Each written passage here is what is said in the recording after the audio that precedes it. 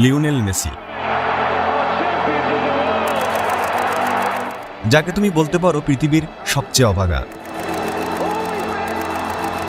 আবার এই মেসিকে তুমি বলতে পারো বিশ্বের সবচেয়ে ভাগ্যবান ব্যক্তি।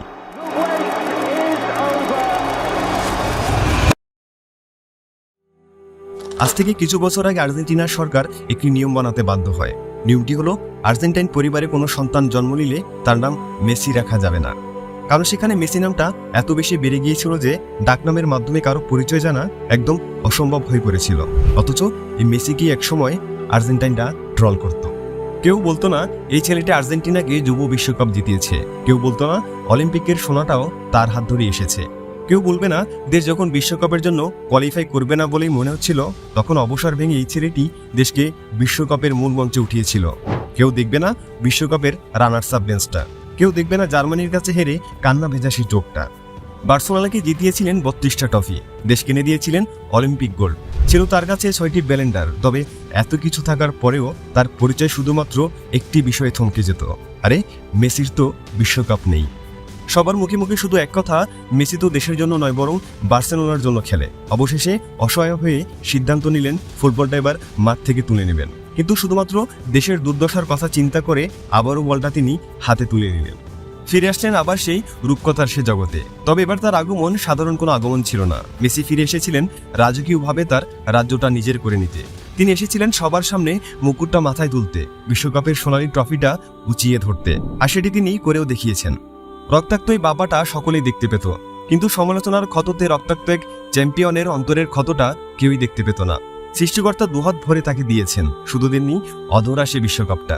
কিন্তু যখন দেখা গেল ও একটি বিশ্বকাপের জন্যই কিছু করতে নিজ হাতে তৈরি করা রত্নটা জ্বলে পুড়ে কয়লা হয়ে যাচ্ছে, ঠিক তখনই যেন সৃষ্টিকর্তা তার দিকে চোখ মেলে চাইলেন আর বললেন, ওই একটি বিশ্বকাপে যদি শেষটা সুন্দর হয় তাহলে বরং বিশ্বকাপটা মেসিরই হোক। 1987 সালের 24শে জুন দিনটি ছিল পৃথিবীর জন্য খুবই গুরুত্বপূর্ণ, কারণ ওই দিন সাধারণ এক পরিবারে জন্ম হয় অসাধারণ এক ছেলের, যার বাবা ছিল একজন দিনমজুর। ছেলেটির দাদু চাইতেন সে যেন একজন ফুটবলার হয়, বিশ্ববিখ্যাত ফুটবলার, আর সেই আশা পূরণ করতেই ফুটবল জগতে তার পা। কিন্তু হঠাৎ একদিন যার কারণে ফুটবল জগতে পা রাখা সেই মানুষটিকে তিনি হারিয়ে ফেললেন, ভেঙে যায় সকল মনোবল। কিন্তু পরে ভাবলেন নক্ষত্র হয়ে যাওয়া দাদুর স্বপ্ন পূরণে পৃথিবীতেই তিনি হোয়াইট বেনেক উজ্জ্বল নক্ষত্র। কিন্তু ছেলেটি যে ছিল অভাগা। মাত্র 10 বছর বয়সে গ্রোথ হরমোন ডেফিসিয়েন্সি এক রোগে আক্রান্ত হয়, কমে যায় তার শরীরের গ্রোথ। আর ফুটবল এমন একটা খেলা যেখানে খেলোয়াড়ের কাজ খুবই গুরুত্বপূর্ণ। 10 বছর বয়সে যদি এমন পরিস্থিতি হয় তাহলে বেশিরভাগ শিশুই হার মেনে নেয়, কিন্তু মেসি তাদের মতো ছিল না। এই রোগের কারণে তাকে প্রতিদিন পায়ে ইঞ্জেকশন দিতে হতো। 10 বছরের একটি বাচ্চার কাছে এটি নিঃসন্দেহে একটি অসহ্যকর যন্ত্রণা ছিল, আর তার চিকিৎসার জন্য প্রচুর টাকা খরচ হতো, যা তার পরিবারের পক্ষে চালানো একেবারেই অসম্ভব ছিল। বাবা ছিলেন সামান্য শ্রমিক, আর তার মা কাজ করতেন লোকের বাড়িতে।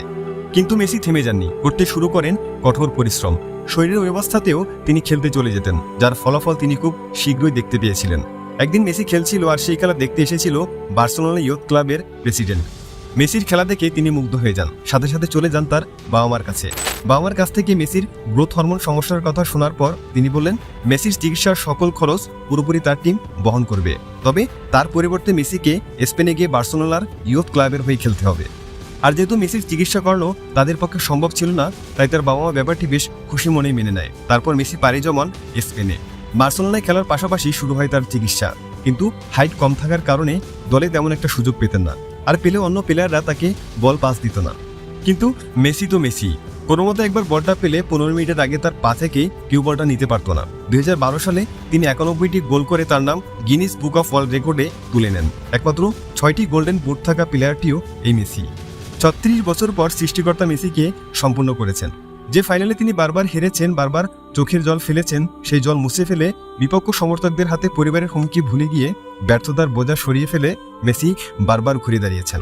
মেসি আমাদের শিখিয়েছেন কিভাবে উঠে দাঁড়াতে হয়, কিভাবে প্রতিপক্ষের চোখে চোখ রেখে লড়াই করে যেতে হয়। মেসি শিখিয়েছেন কিভাবে ফিরে আসতে হয়। মেসি শিখিয়েছেন কিভাবে অর্জন করতে হয়। শিখিয়েছেন তিনি কিভাবে জবাবটা দিতে হয়। যারা বলেছিল মেসি অস্তমিত হয়েছে, তারা তো আর জানতো না যে উদয় হওয়ার জন্য সূর্যকেও অস্ত যেতে হয়। জীবনটা এখনো ফুরোয়নি, মেসি এখনো ফুরোয়নি, এখনো নিজেকে পরাজিত বলে হাল ছেড়ে দেওয়ার সময় আসেনি। এই ক্লাসবিহীন চাকরি না পাওয়া, প্রিয়জনের মৃত্যু, হতাশা, ফ্রাস্ট্রেশন, না পাওয়ার ট্রল, এগুলোই তো সাফল্যের খুঁটি। কে বিশ্বাস করবে যে মানুষটা মাথা নিচু করে রিটায়ারমেন্ট নিতে বাধ্য হয়েছিল সেই মানুষটাই ফিরে এসে কোপা আমেরিকার বিশ্বকাপ জিতবে? কেই বা বিশ্বাস করবে অপুষ্টিতে ভুগতে থাকা মানুষটি ফাইনালে 120 মিনিটেরও বেশি সময় ধরে মাঠে দাবড়াবে, প্রতিপক্ষকে পরাস্ত করে বাচ্চা শিশুর মতো বিশ্বকাপ ট্রফিটাকে কোলে তুলে নেবে? ভবিষ্যতের পৃথিবীতে কে বিশ্বাস করবে যে এই পৃথিবীতে এমন একজন মানুষ আছেন বা ছিলেন যার জন্মই হয়েছিল রূপকথা তৈরির জন্য? হ্যাঁ, মেসি রচনা করে গেছেন এমন এক রূপকথা যেটি তোমার আমার সকলের জীবনকে নিয়ে করা ভাবনাগুলোই বদলে দেওয়ার ক্ষমতা রাখে। কি তাই না? যদি উত্তরটা হ্যাঁ হয়ে থাকে তাহলে ভিডিওটি লাইক করে দাও আর সাবস্ক্রাইব করে আমাদের সাথেই থাকো। Thanks for watching.